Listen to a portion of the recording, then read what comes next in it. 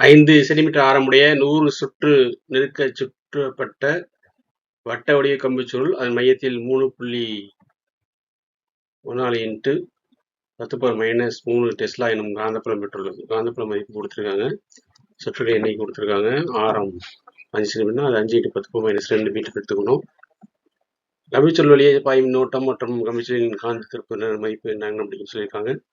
வினாட் மதிப்பு வழக்கம் போல 4π×10⁻⁷. இதற்கான சூத்திரம் அதாவது ஃபார்முலா பார்த்தோம் அப்படின்னா V = V0NI/2R. என்பது சுற்றுகள் எண்ணிக்கை, I என்பது மின்னோட்டம், V என்பது காந்தப்புலம், R என்பது ஆரம். இதிலிருந்து ஐயோட மதிப்பு கண்டுபிடிக்கிறோம். மின்னோட்டம் I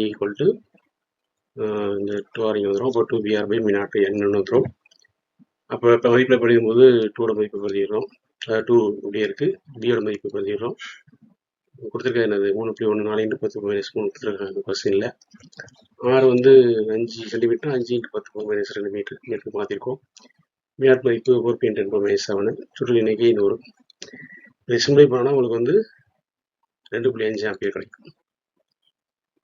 அடுத்ததாக வந்து என்னன்னா நமக்கு காந்த திருப்பு திறன் அப்படி சொல்லியிருக்காங்க. காந்த திருப்பு M = NI A.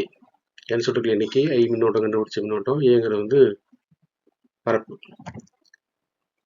ஓகேவா? அப்போ 100 என்னோட மதிப்பு 2.5 I கண்டுபிடிச்ச பார்த்தீங்களா, 2.5 ஆம்பியர் அது × πr². 100 × 2.5, பையோட மதிப்பு 3.14. R வந்து உங்களுக்கு 5 சென்டிமீட்டர், 5 × 10⁻², அதை ஸ்கொயர் பண்ணும்போது 25 × 10⁻⁴ வரும்.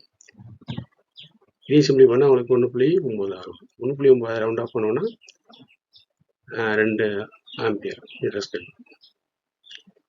ஓகேவா? அப்போது மின்னோட்டம் ஐங்கிறது என்னது உங்களுக்கு 2.5 ஆம்பியர் வருது.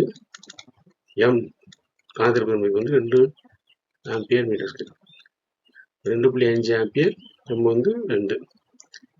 அப்படின்னா உங்களுக்கு என்னது ஆப்ஷன் 3 தான் சரியாயிடும்.